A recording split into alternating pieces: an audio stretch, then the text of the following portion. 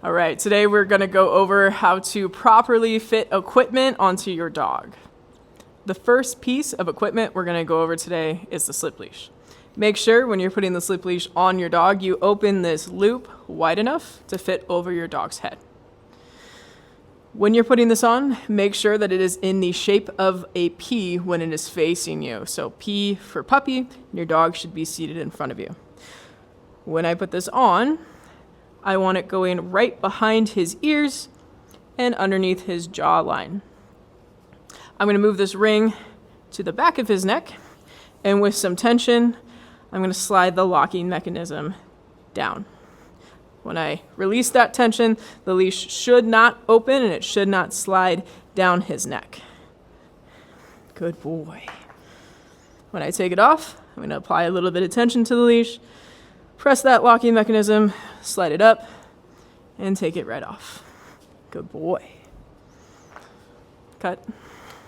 The reason we want your leash in the shape of a P is if we put it on the dog and it is in that shape of a P,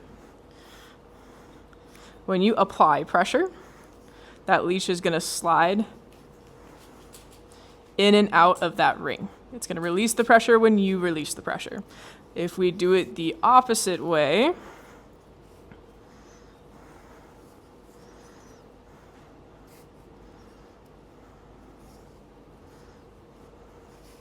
that pressure is going to remain. The leash is not going to release that pressure, and it's going to get stuck. So that's going to limit your communication with your dog. The next piece of equipment is the prong collar. When you put on the prong collar, it is very important that it is fitted correctly.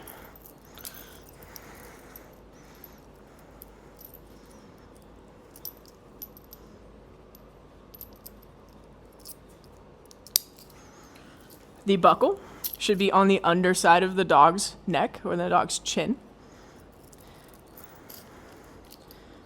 And your two rings are going to be on the top. You have two rings. You have a swivel ring here. This is the one that the leash is going to be attached to. And then you have the O-ring or the dead ring. This ring is used to help you know if they're spaced correctly, if the collar is fitted correctly. So if I put some pressure here on the swivel ring, there should be a little bit of chain in between these two side plates here. That's how you know the collar is distributing pressure evenly. When you attach your leash, make sure you always attach it to the swivel ring, just like that. And when you attach your safety clip, you have two options. You can either attach it to your dead ring and attach it to the dog's collar, or you can attach it to the leash clasp here and then attach that to your dog's collar. This is to ensure if anything happens to the prong collar, if it gets loose, if one of the prongs separates, your dog is still attached to the leash and still attached to you. Remember, when putting the prong collar on your dog, we want to make sure it is fitted correctly. So just like the slip lead, we're going to go right behind the ears and right underneath the jawline. The buckle should be right underneath the chin. When I pull on the swivel ring here, you're going to see that there is space between this O-ring and these side plates. That lets me know that the collar is fitted correctly and it is distributing pressure evenly around the dog's neck.